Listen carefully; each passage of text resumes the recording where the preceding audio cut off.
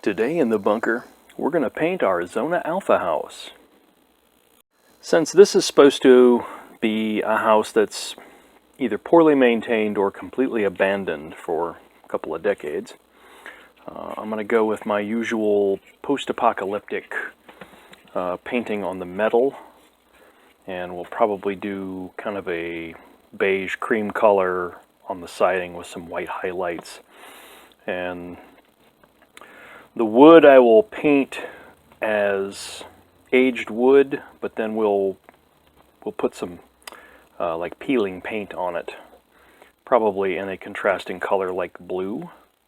So let's press on here.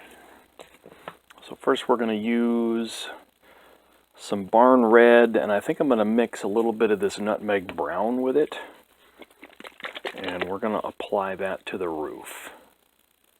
Okay, did about a 50-50 mix of those two colors, and it makes kind of a nice iron oxide sort of look.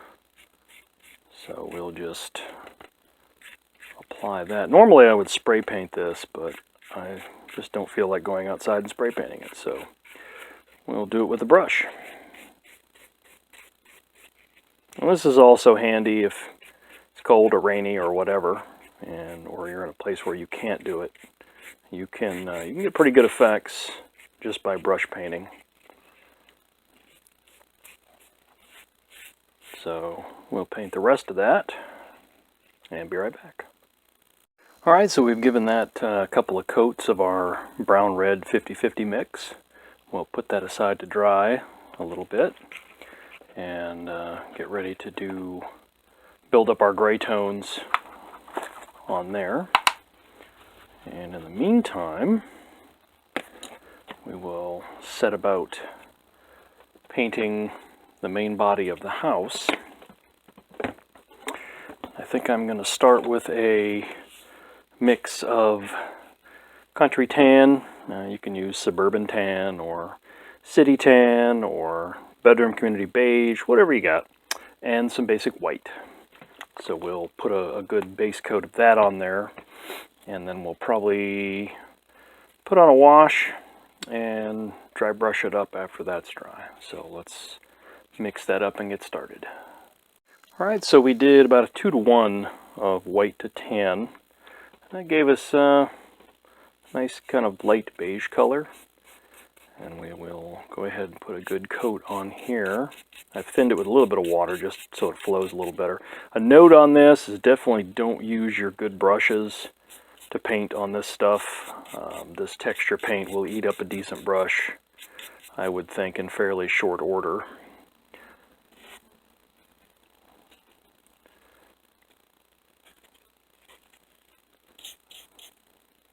But I think that gives a very pleasant effect. And you can see I was not planning to do this, so you can kind of see my joins and everything. That was supposed to have been covered up by the siding, but that didn't work, so we'll make do. It's fine.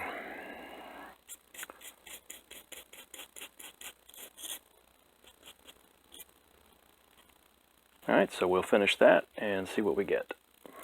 Alright, and that's what we got. It was a good base coat of that color on there. So we'll let that dry, and before we give it a wash, try to bring out some of those details. And then once the wash is dry, we'll dry brush it with white, and then we'll pick out some of the other details like the exposed lath, and we'll start doing the windows. And while we're waiting for those other things to dry, I'm going to do the wood pieces on the ends of the roofing section and the door. I'm going to give them a base coat of pewter gray to get them started on their aged wood look, and we'll do the windows later when everything else is dry on the building. And we'll just thin that gray paint out a little bit and brush on a good base coat and let that get settled down in the low areas. And our wash will really bring out the grain and the lines, but we want to give a good base coat on here in the meantime.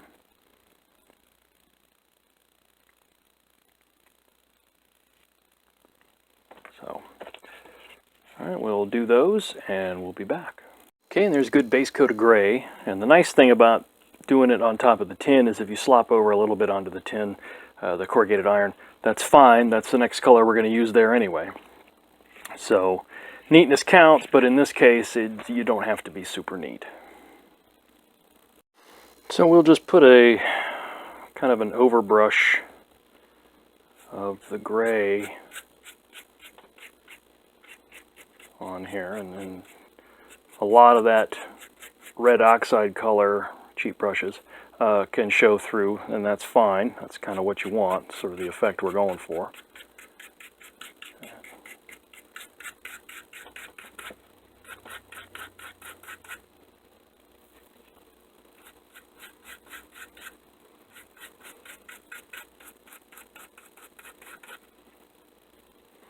It doesn't have to be perfect, it doesn't have to be even.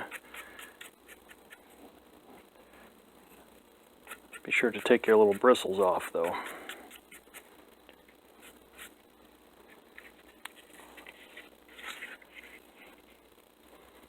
But that sort of random weathering adds to the fairly realistic effect, actually.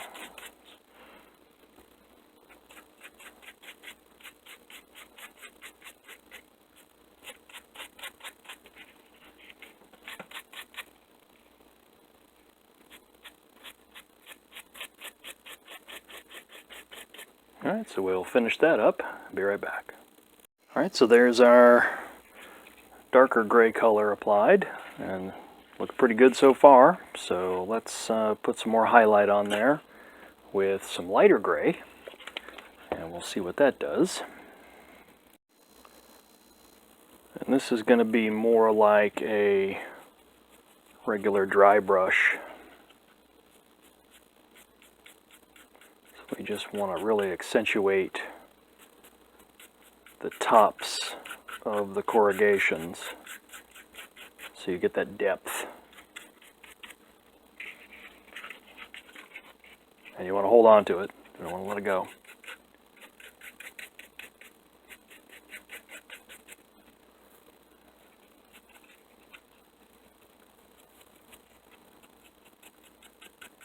And be sure to hit those sharp edges like on the ridge line and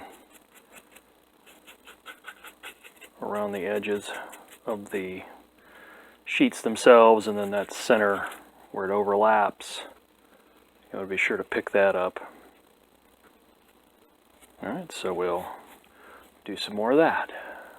Alright, so there's our first dry brushing, and we're going to go ahead and apply a dark wash to all of the wood surfaces, the door, and then also certain selected areas on our corrugated iron. So we'll get that ready. Alright, and I've switched to a little bit smaller brush because I want a little more control over where this is going, and that is not nearly dark enough, so we will fix that. Alright, now we got that sorted. So we added a little bit more black to our wash, and that will help accentuate the wood grain and get down in those spaces between the boards.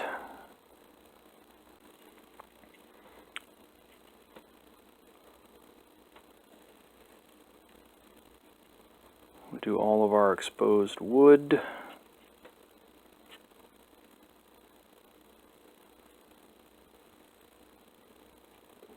And we really want it to lay down in there in those joins just to kind of accentuate those.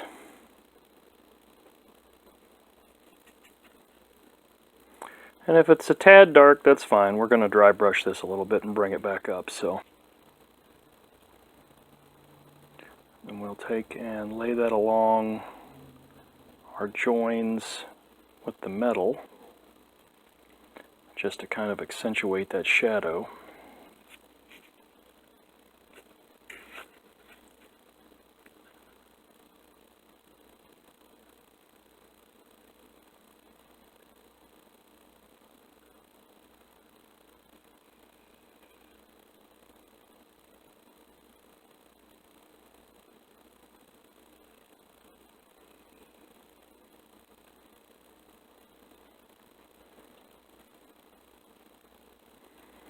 If a little bit pools up, that's fine. You can pull it off with your brush. But that just kind of helps draw the eye to the fact that there's a join there. Alright, so we'll get the rest of that and be right back. Alright, so for the brown wash, I'm going to try some of our usual nutmeg brown. And we're going to mix that. We're going to make a wash with our magic wash and see what happens. Alright, so it's a fairly thin wash, and I think it'll settle down in that grain nicely and should lighten up even a little more once we let it dry. Shouldn't be too dark. And then we'll bring that up with some white, and should be looking pretty good at that point.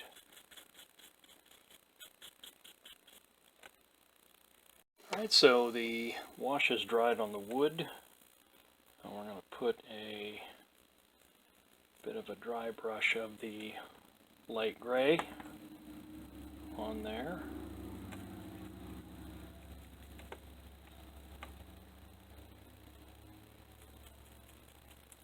That'll help further make that wood grain pop.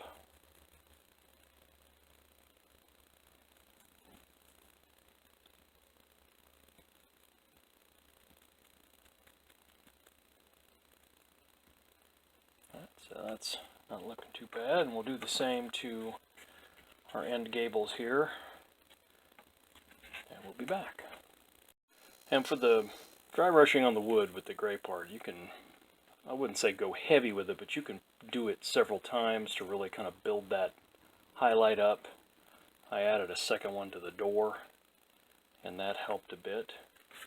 So we will do our usual final highlight of our friend Maple Sugar Tan, and that should really make it pop.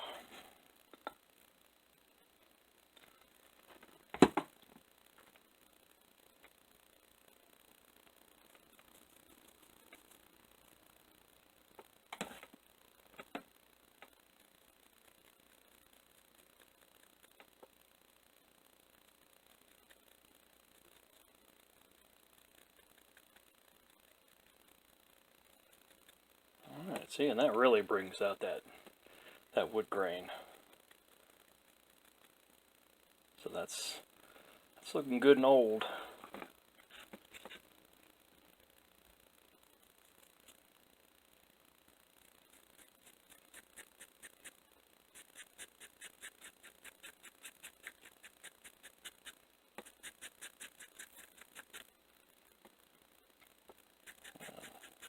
So just do that until it's to where you like it.